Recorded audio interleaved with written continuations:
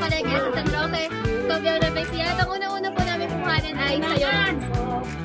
Maaga pa lang, andito na kami sa palengke.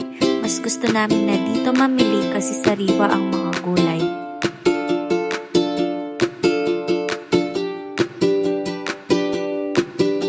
Kumpleto na ang sangkap na kakailanganin natin. Uwi na tayo para makapagsimula na sa pagluluto ng chop suey. Tara! Ayan, nakauwi na tayo. Linisin muna natin ang mga gulay bago hiwain. Importante talaga to para iwas sa dumi at bakterya. Okay, tapos na tayo maghugas. Hiwain na natin ang mga gulay para sa chop suey.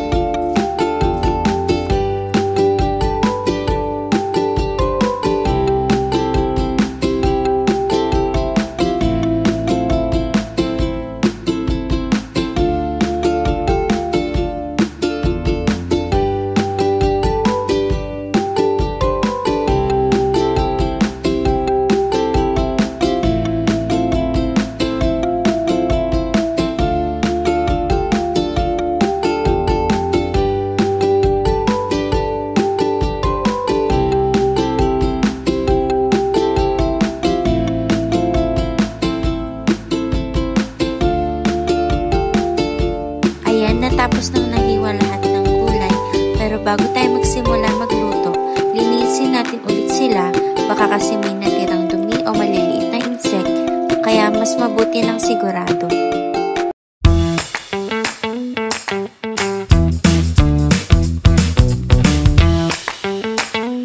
Hi guys! Sila ang inyong makakasama ngayon sa pagluluto. Ang nasa kanan ninyo ay si Angela Velasquez. Ang nasa inyong kaliwa naman ay si Leah Jane Legaspi. Parehas na galing sa STEM 12 Galileo. At ako naman ang inyong tagapaghatid balita o ang inyong narrator na si Era Parungaw galing din sa STEM 12 Galileo. Kami ang Powerpuff Girls!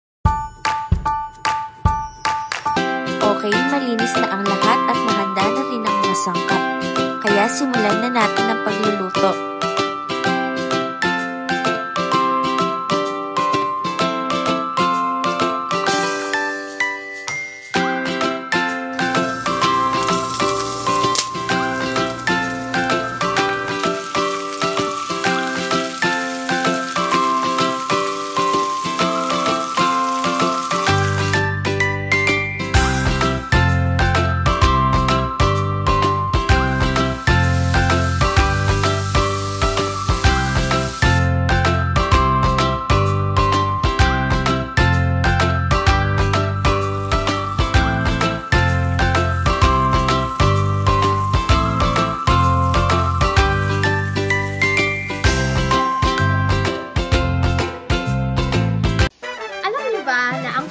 Ating ulam na chop suey ay hindi talaga galing China? Yup! Ang chop suey ay naimbento ng mga Chinese immigrants sa Amerika noong 1800s, yung mga Chinese immigrants. Gawa lang to sa mga tinatirang gulay or leftovers at karne na hinalo-halo. Niluto sa isang kawali para walang sayang. Pero dahil masarap at masustansya at tipid, naging popular ito at maalat pabalik sa Asia. At syempre, dito sa atin, sa Pilipinas.